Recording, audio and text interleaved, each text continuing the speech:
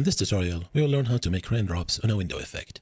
So basically, we'll create a setup that turns any image from this to this. There are two main effects at work here. The first is to make the image look like it's behind frosted or obscure glass. And the second is the effect of water drops on the glass. Then we will mix the two together for the final result. Let's start with the window frosted glass effect. Let's get an image that makes sense to be behind a window, then blur it. Now we need to displace it. What Displace Node does is it takes the image and distorts it or displaces it according to the displacement map. The map is a black and white image that represents the height map, where white is high and black is low, and distorts the image according to that height. Always remember, if you don't know what something does, hover over it and read the pop-up tooltip.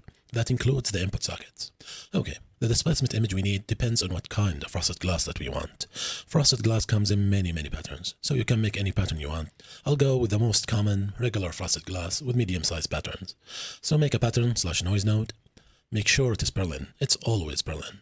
Now the common frosted glass pattern is pretty harsh, so make sure the complexity and harshness are at the max, and connect it to the displacement map. You can make the effect as strong as you want. I'll keep it around here. Smooth it a bit. Perfect. Now to the tricky parts, making the raindrops. For that we will need to create a drops-shaped pattern. So let's make it. Make a new pattern. Make sure it is Berlin. It's always Berlin. Berlin is just an extremely versatile pattern. Now raindrops are the opposite of harsh. We need them smooth and blobby. So reduce the complexity and harshness to the very minimum to get a smooth noise. Now water on glass usually clump together in separate drops with gaps between them. We need to make those gaps. Check the gradient to enable the gradient override. Now every noise is a gradient of black and white. With the gradient override, you can override the gradients to the color you want, or you can keep it black and white and change the distribution to how you want it.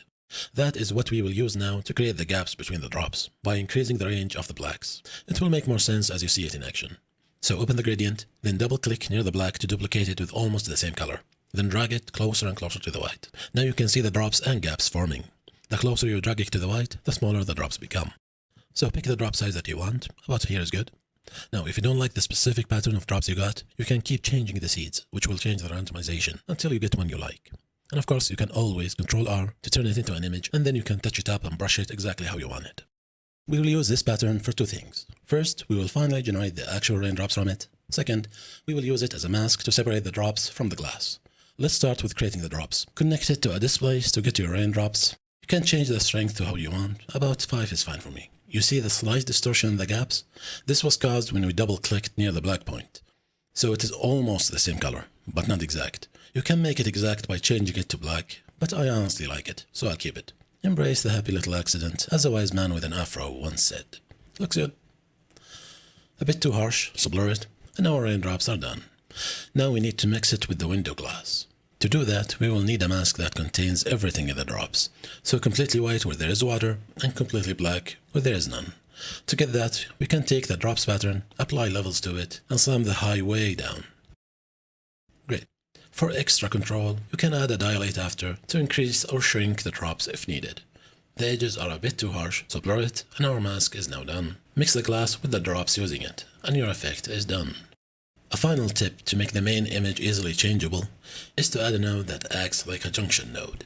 So add any light node like the hue, then connect it to the nodes that the main image was connected to. And now you can easily change the main image by simply connecting it to the junction node. That's it for this tutorial. Hope you liked it. Don't forget to like if you did. You can download and try Keras yourself and find more tutorials at kerasjam.com. See you next time and take care.